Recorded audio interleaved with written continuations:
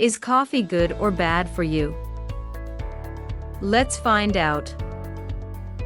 Many sober, law-abiding people who would never dream of knowingly ingesting a mind-altering drug actually consume one everyday caffeine. Caffeine is so pervasive in our culture and in many other cultures that we often forget it is actually a drug that affects our brain. Caffeine is present in coffee, tea, many cola drinks, and over-the-counter medications. The most common way that most of us ingest caffeine is in the form of coffee. And some of us drink many cups of coffee a day. If you are one of those people who drinks a lot of coffee daily, you probably wonder what all that coffee is doing to you. Is coffee really bad for you, or is drinking coffee just a harmless vice? Can it be possible that coffee is actually good for us?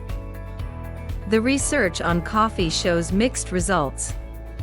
Some studies show that drinking coffee increases the rate of heart attacks, while other studies have shown that drinking large amounts of coffee decreases the risk of diabetes. There are nutritional advisors who claim that coffee makes us age faster, wears out our adrenal glands, and causes all sorts of untold damage to our cells. Other researchers claim that coffee, especially if it's freshly roasted and ground, is full of antioxidants and therefore good for us. Most doctors say that drinking 1 or 2 cups of coffee a day is probably not harmful. And of course there are others who say we ought to avoid caffeine altogether. The one thing that most researchers and most coffee drinkers agree on is that coffee can keep us awake at night and cause insomnia if we drink it late in the day. Yet many of us drink coffee precisely because we want to boost up the activity of our brain cells, especially when we first wake up. Many of us feel that we cannot really get going in the morning until we have had our first cup of coffee. We often continue to drink coffee throughout the day whenever our energy appears to be flagging and our brain seems to need additional help to think more clearly. Does caffeine really enhance mental performance, or is that just a myth?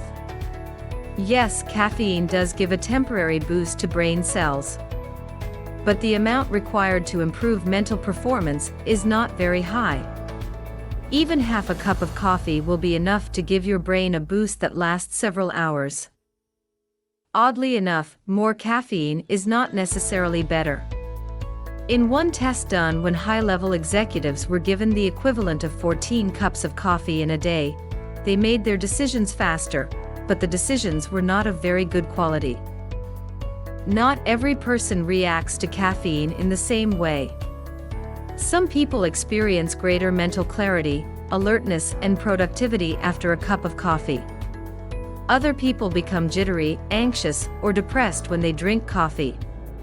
Although caffeine will keep most of us awake if taken at night, it does not have this effect on everyone. In some older people, coffee or tea can improve memory and alertness enough to partly offset the effects of aging. It is true that caffeine is mildly addicting for most people.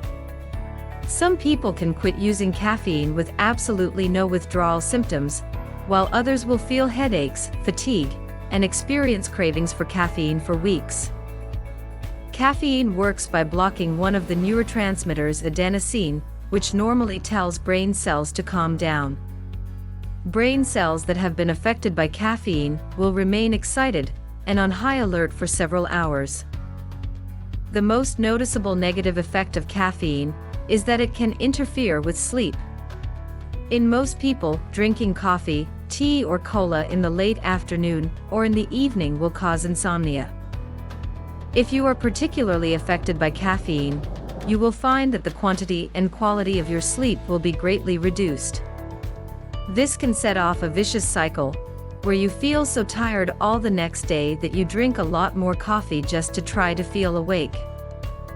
If this is happening to you, cut back on the amount of coffee you consume each day. You may experience fewer withdrawal symptoms if you cut down gradually. You may wish to substitute green tea for some of your cups of coffee.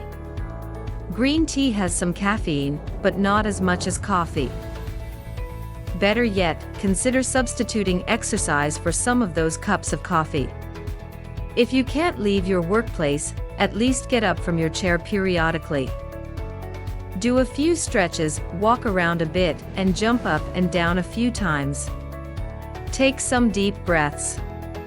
A little exercise break can revitalize your brain without giving you the caffeine jitters.